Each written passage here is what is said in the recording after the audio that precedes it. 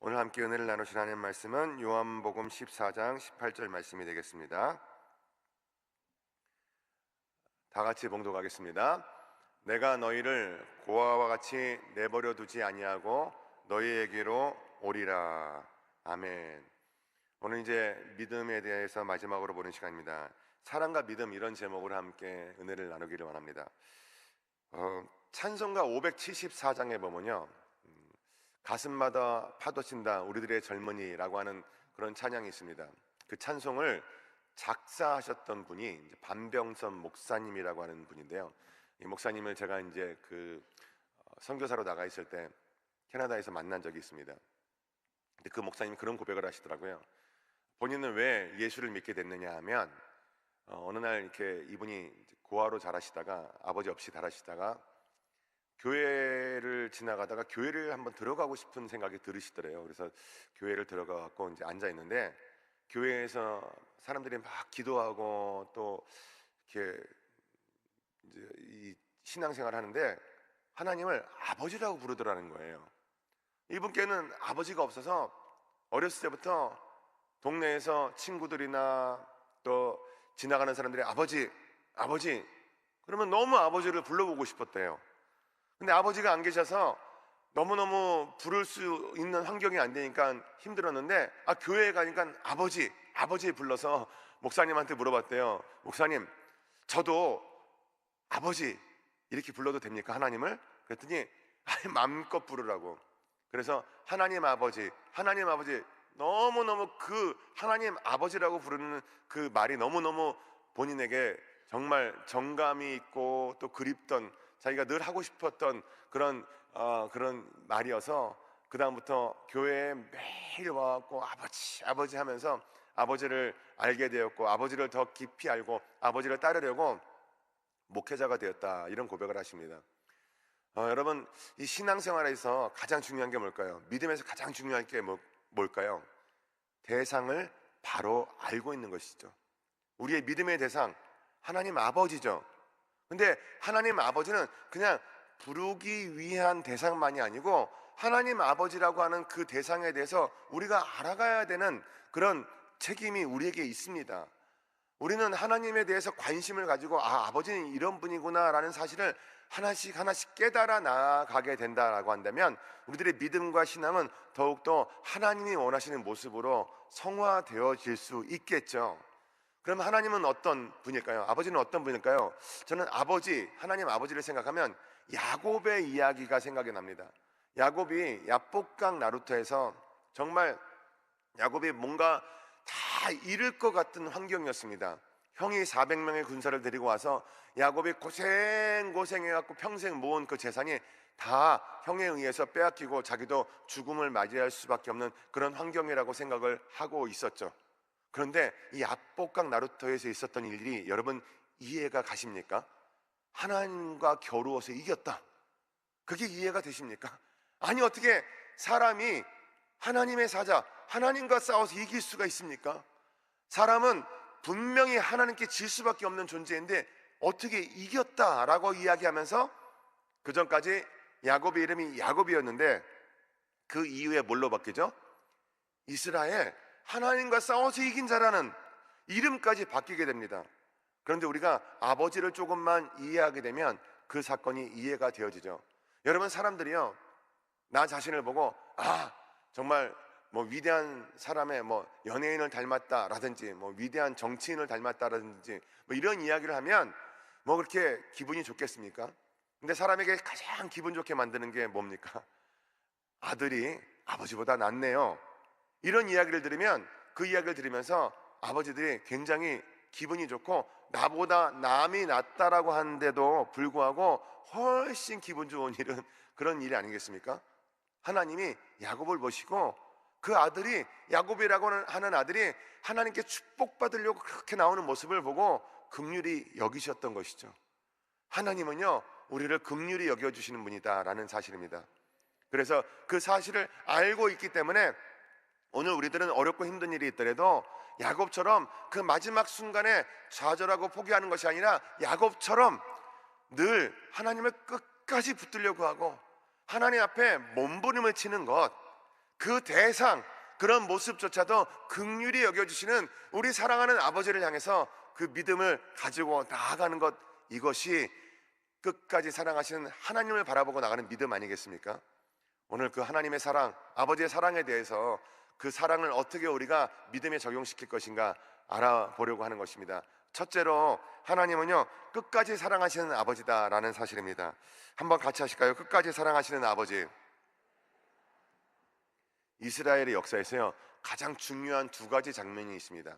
하나는 뭐냐면 홍해를 건너가면서 기적을 일으켜 주십니다. 바다가 갈라지고요, 바다 밑에 그 땅에 다 마른 땅이 되어버리고, 그 다음에 이스라엘 백성들이 거기를 다 건너갑니다. 홍해를 건너가는데 애굽의 군사들이 따라올 때 갑자기 바다가 다시 탁 물이 들어와서는 수장되어지는, 그래서 그 앞에서 수장되어지는 그 이스라엘 사람들이 애굽 사람들을 바라보면서 지내는 절기가 수장절이었죠. 그렇게 놀랍고 위대한 일을 보여주셨던, 기적을 보여주셨던 사건이 하나 있고요, 두 번째는 하나님의 진정성을 나타내 주셨던 바벨론 포로기가 있습니다. 바벨론 포로기에서 진정성이라고 하는 의미는 뭘까요?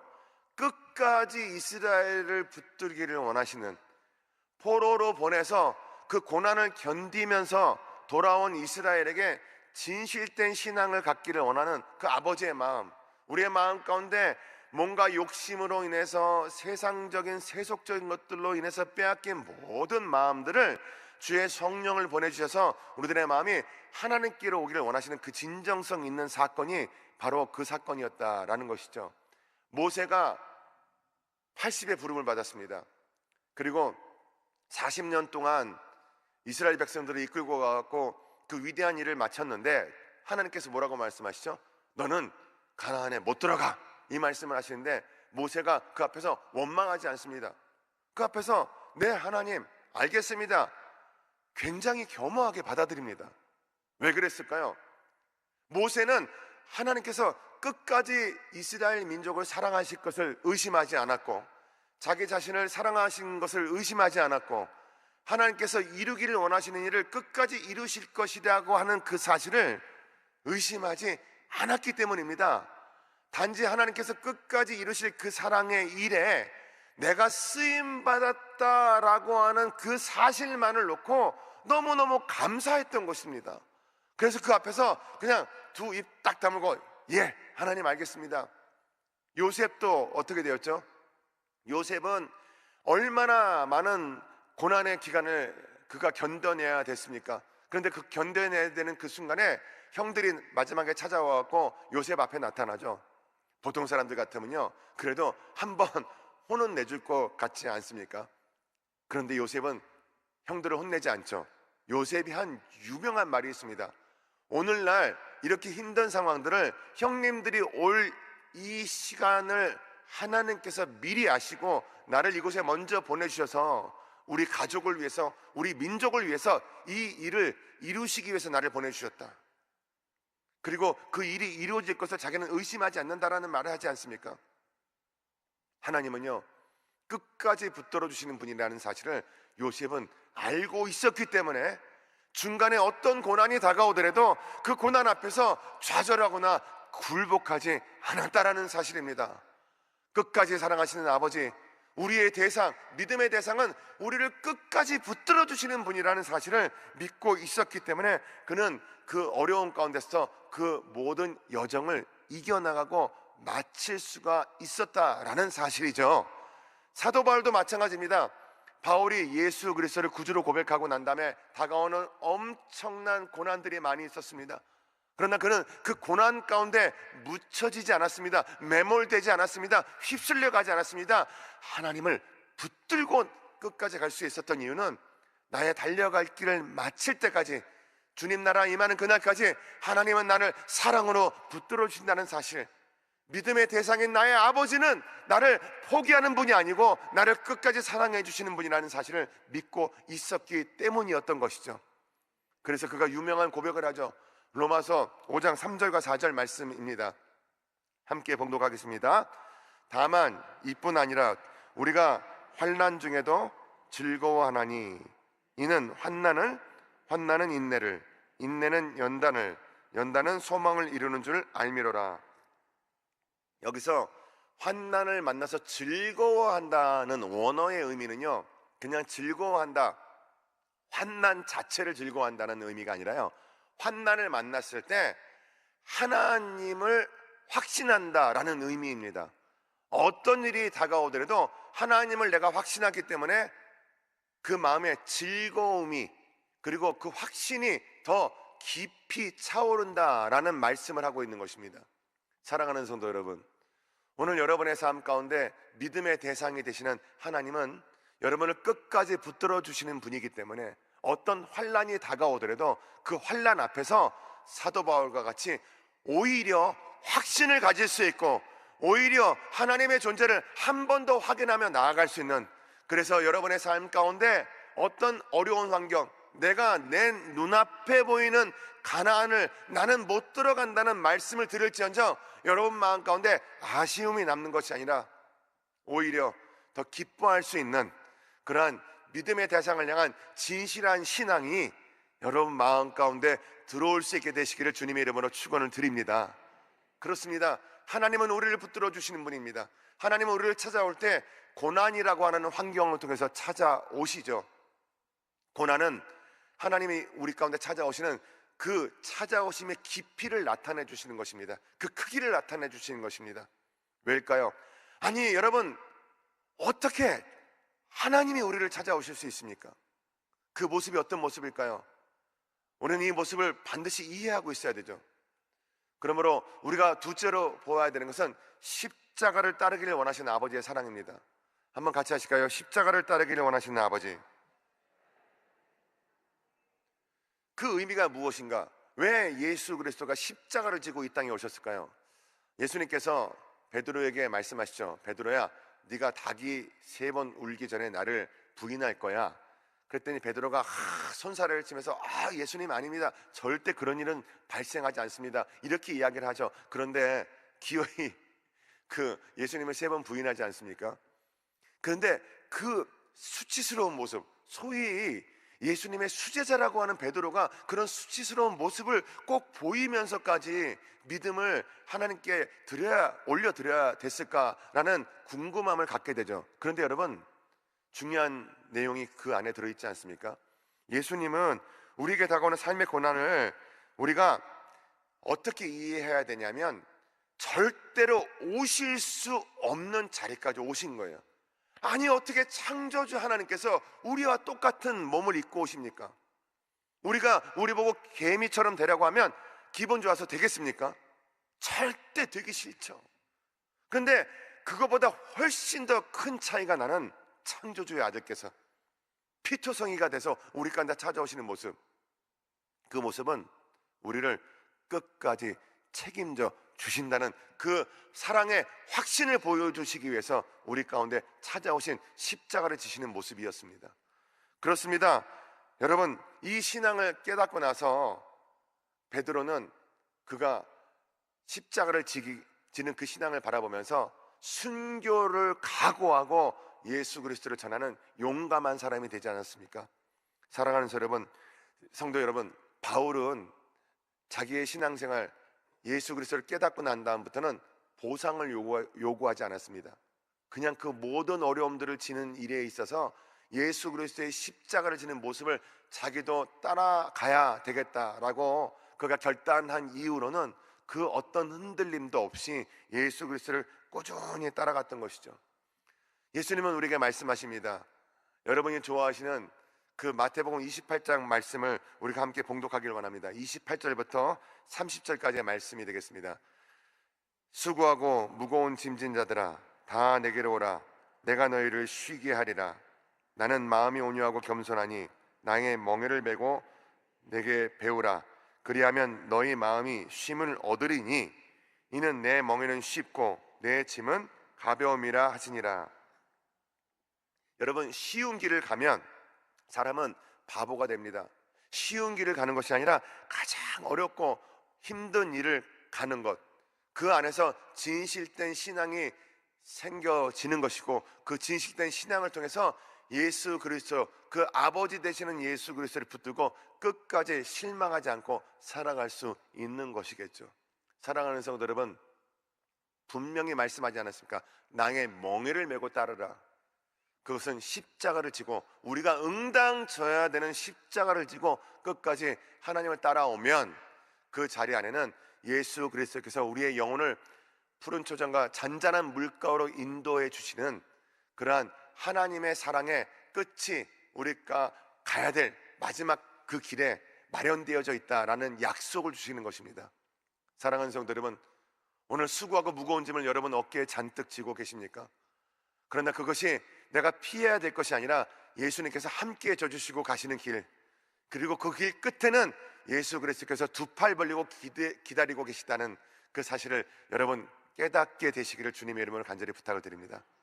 그러시기에 오늘의 여정, 오늘의 나의 인생의 여정, 나의 남아있는 인생의 여정, 고통과 고난이 함께할지언정 그 고통과 고난 때문에 묻혀지는 것이 아니라 내가 힘들고 좌절되고 실망되는 그 어떤 어려운 상황에 다가오더라도 우리들이 원망하는 것이 아니라 오히려 그 안에서 신앙의 깊이와 하나님께서 십자가를 지신 그 진정한 의미를 깨닫고 나아감으로 인하여 여러분의 믿음과 신앙이 예수님을 닮아갈 수 있는 그런 온전한 자리로, 변화받는 자리로 나아갈 수 있게 되시기를 바랍니다. 마지막으로 성숙하게 되기를 원하시는 아버지라는 사실입니다. 한번 같이 하실까요? 성숙하게 되기를 원하시는 아버지. 여러분, 달란트의 비유에서 우리는 뭔가 늘 그런 생각을 하죠. 남겨야 된다? 뭐 2달란트 받은 종은 2달란트를 남겼다. 5달란트를 받은 종은 5달란트를 남겼다. 그런데 1달란트를 받은 종은 하나도 못 남겨서 하나님 앞에 혼났다. 여러분, 그렇게 뭔가 이윤을 남기지 못해서 욕을 먹은 것 같습니까? 그렇지 않죠. 이 달란트 비유의 가장 중요한 핵심은 뭐죠? 주인의 일에 참여하는 자가 된다라는 겁니다. 하나님의 영광을 드리기 위해서 하나님의 영광에 참여하는 마음이 있으면 1달란트를 남겼던, 2달란트를 남겼던, 5달란트를 남겼던 그 달란트의 비유에서 얼마큼을 남겼냐 물어보지 않으셨어요. 주인의 일에 참여하는 자가 되는 것, 이게 중요한 것이죠. 여러분, 우리가 신앙생활을 잘 하려면 고난이 다가왔을 때 그 고난 앞에서 선택을 잘 해야 되죠. 선택을 잘 하려면 분별력이 있어야 됩니다. 분별력이 있으려면 우리가 신앙으로 점점 더 성숙해지는 자리로 가야 되겠죠. 흔히 그런 이야기 하지 않습니까? 자녀를 낳고 아이가 정말 대학교만 가면 끝인 줄 알았는데 그게 끝이 아니에요. 대학을 졸업하고 취직을 해야 되는 거예요. 아, 이제 취직했으니까 이제 끝났나 보다 생각을 했는데 아니에요. 또 결혼을 시켜야 돼요. 자, 결혼해서 이제는 끝인가 보다 했는데 아니에요. 애를 낳잖아요. 애를 낳는데 또 애를 봐달라고 또 데리고 옵니다. 근데 애 봐주죠. 거기가 이제 끝인 줄 알았는데 그게 아니라 애가 좀 잘못되면 엄마가 또 이렇게 봐줘서 그렇다고, 아빠가 이렇게 봐줘서 그렇다고, 그런 뭔가 자녀를 낳고 또 자녀를 낳고 교육을 시키면 다 끝인 줄 알았는데 끝이 아니라 계속해서 일이 발생되죠. 이 일이 끝나면 저 일이 오고 저 일이 끝나면 또 일이 오고. 그런데 여러분, 그런 어려움이 있을 때마다 우리의 신앙과 우리의 인격은 어떻게 되죠? 하나님을 붙들고 기도하면서 조금 더 성숙해지고 조금 더 성숙해지고 계속 성숙해지면서 내가 참을 수 있고 견딜 수 있고 그런 힘이 우리 가운데 자라나지 않습니까? 여러분이 지금 겪고 있는 그 자리, 그리고 어디까지 가게 되죠? 내가 지금 서 있는 이 자리에서 내가 가지고 있는 이 모든 것이 가장 소중한 것이고 가장 좋은 것이고 가장 가치 있는 것들을 하나님께서 주셨다라고 하는 그 사실을 인정하는 자리까지 가게 되죠. 그렇습니다. 신앙은 뭔가 하루하루를 지나면서 더 좋은 것, 위대한 것을 얻어 나가는 것이 아니라 아버지께서 주신 그것이, 내가 지금 현재 가지고 있는 이 모든 것이 아버지께서 주시는 가장 소중한 것이라는 사실을 인정하게 되는 성숙한 자리로 나아가게 되는 것이겠죠. 그것이 진정한 아버지를 깨닫고 아버지가 우리의 신앙의 대상에 되시는 아버지께서 인도하시는 삶이 어떤 삶이다라는 사실을 이해하고 가는 그러한 귀한 믿음이 되는 것입니다. 여러분, 고린도전서 13장에 그런 말씀하죠. 천사의 말을 하고 방언을 할지언정 사랑이 없으면 소용이 없다. 몸을 불사르게 내질지언정 사랑이 없으면 소용이 없다. 그리고 산을 옮기는 능력이 있어도 사랑이 없으면 소용이 없다. 사랑은 그리고 뭐라고 이야기합니까? 모든 것을 참고 모든 것을 견디고 모든 것을 내가 인내하며 나갈 수 있는 것이다. 이렇게 이야기하죠. 그래서 영어로 그렇게 이야기하지 않습니까? Love suffers and is kind. Love suffers long. 사랑은요, 고통을 길게 견디는 겁니다. 그 자리까지 우리를 인도해 주시고 우리가 그 성숙의 자리에 갔을 때 하나님께서는 우리를 더욱더 고귀한 가치가 있는 자녀로 받아주시며 주님의 나라로 인도해 주시는 것입니다. 말씀의 결론을 맺겠습니다. 사랑하는 성도 여러분, 오늘 여러분은 믿음의 대상이 되시는 하나님을 향해서 어떤 마음을 가지고 나아가고 계신가요? 하나님은 우리를 왜 자녀를 삼아 주셨을까요? 바로 내가 있는 이 자리에서, 이 현실에서 모든 것을 견디며 주님께서 내게 주신 모든 것이 가장 고귀하고 소중한 가치가 있다는 사실을 깨달으며 나가기를 원하셔서 오늘 우리를 자녀 삼아 주셨고 그렇게 모든 것을 주셨습니다. 우리가 가지고 있는 것, 우리가 영위하고 있는 모든 것, 그러므로 상대적으로 생각하고 왜 저 사람에게 있는 것은 나에게 없을까? 라고 하는 그런 생각으로, 그런 불만으로 우리의 시간을 채워서는 안 됩니다. 오늘 우리가 채워야 되는 시간은 정말 부르기만 해도 가슴이 뭉클한 하나님 아버지, 그 아버지는 나를 불러주셨고 끝까지 나를 사랑해 주실 분이고, 그리고 나를 십자가를 지라고 말씀하시지만 그 십자가를 홀로 지게 놔두는 분이 아니시고 함께 져주시는 분이시고, 그리고 결국에는 그 모든 상황을 통해서 나를 성숙한 인격으로 만들어 가고 계시는 아버지다라는 사실입니다.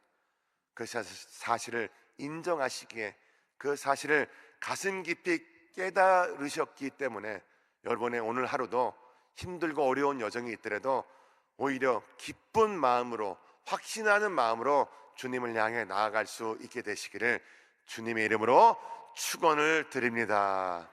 기도드리겠습니다. 사랑과 긍휼이 풍성하신 아버지 하나님, 우리가 살아가면서 지는 것을 배울 수 있고 만족하는 법을 배울 수 있고, 그 모든 것은 아버지께서 내 아버지가 되어주신다, 하나님이 나의 아버지가 되어주신다는 이 복된 사실로부터 온다는 것을 다시 한번 깨닫게 됩니다.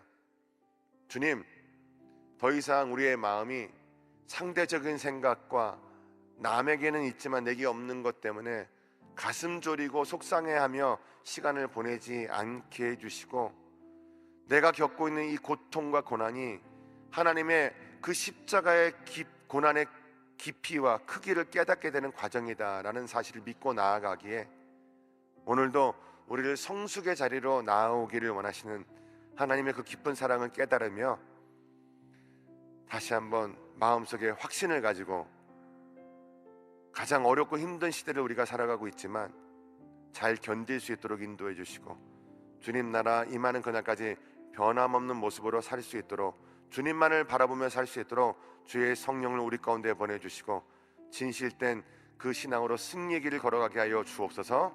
예수 그리스도 이름으로 기도드렸습니다. 오늘 주님은 우리를 진실된 마음으로 채우기를 원하십니다. 주님을 바라보시면서 간절한 마음으로 찬양드립니다. 그 크신 하나님의 사랑 말로 다 영 못하네. 저 높고 높은 별을 넘어 이 낮고 낮은 땅이 괴로운